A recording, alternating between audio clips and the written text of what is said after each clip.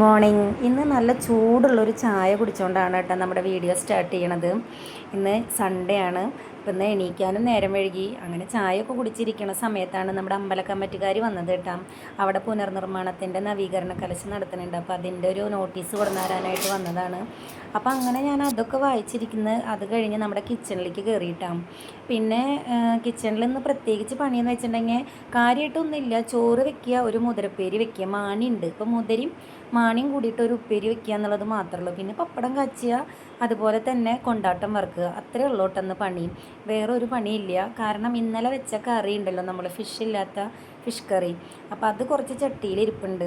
അപ്പോൾ അത് കുട്ടിക്ക് ഭയങ്കര ഇഷ്ടം. അപ്പോൾ അവളത് കൂട്ടിക്കോളും. അതിലത്തെ കറി ബാക്കിയുള്ളത് ഞങ്ങൾക്ക് കുറേശ്ശെ എടുക്കുകയും ചെയ്യാം. അപ്പോൾ അതുകൊണ്ട് ഈ മുതിരി മാണി മാത്രം ഒന്ന് വെക്കണുള്ളൂ കേട്ടോ. പിന്നെ അതുപോലെ തന്നെ എനിക്കാ നല്ല പോലെ നേരം വൈകിയ കാരണം ചായയുടെ പരിപാടിക്ക് നിന്നില്ല. ഞാനൊരു എളുപ്പപ്പണി ചെയ്തു. ദോശ വാങ്ങിയിട്ടാണ് ദോശ മേടിച്ച് കഴിക്കുകയാണ് ചെയ്തത്.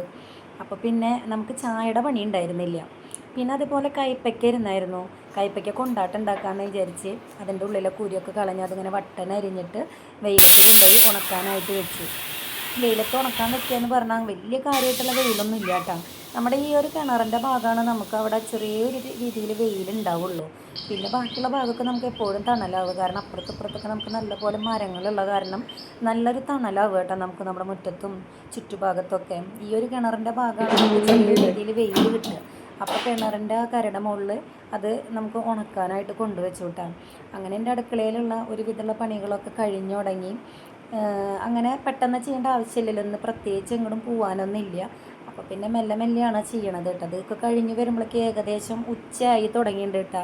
വിശന്ന് തുടങ്ങി, ചോറിനുള്ള നേരമായി തുടങ്ങിയിട്ടുണ്ട്. അങ്ങനെ പണികളൊക്കെ കഴിഞ്ഞ് പാത്രങ്ങളൊക്കെ കഴുകി കഴിഞ്ഞ് അടുക്കളൊക്കെ ക്ലീൻ ചെയ്തു കേട്ടോ. പിന്നെ ഇത് ഞാൻ കാണിച്ചു തരണതേ നമ്മൾ മീഷോന്ന് മേടിച്ചതാണ് കേട്ടോ. അത് മുന്നേ ഉപയോഗിച്ച സാധനമാണ് ഞാൻ അപ്പുറത്ത് മാറ്റി വെച്ചിട്ടുള്ളത്. അതുപോലെ ഈ ഒരു തുണി എന്ന് വെച്ചാൽ ഒരു കോട്ടൻ്റെ ടവലാണ്. അത് നമുക്ക് ഉപയോഗിക്കാൻ നല്ല എളുപ്പമാണ് കേട്ടോ. നമുക്കതിൽ വെള്ളം തീരെ നിൽക്കില്ല. മിക്സി ആയാലും ഗ്യാസ് ആയാലും അതുപോലെ നമ്മുടെ മേശ ആയാലും ഒക്കെ തുടയ്ക്കാൻ നമുക്ക് നല്ല സുഖമാണ്. വെള്ളം നല്ല പോലെ അതിൻ്റെ മുകളിൽ കൂടെ പോന്ന് കിട്ടും. പിന്നെ ആ സ്ക്രബ്ബറും നമുക്ക് നല്ല ഇതാണ് കേട്ടോ പാത്രങ്ങൾ കഴുകാനായിട്ട്. നല്ല ലാഭത്തിൽ കിട്ടിയതാണ് മീഷോന്ന്. പിന്നെ അത് കഴിഞ്ഞ് ഞങ്ങൾ ഭക്ഷണമൊക്കെ കഴിക്കാനായിട്ട് ഇരുന്നപ്പോഴേക്കും നല്ല മഴ പെയ്തു കേട്ടോ പുറത്ത്. നല്ല മഴ പറഞ്ഞാൽ നല്ല മഴ. നമ്മുടെ കൊണ്ടാട്ടമൊക്കെ ഇങ്ങോട്ട് കയറ്റി വെച്ചു.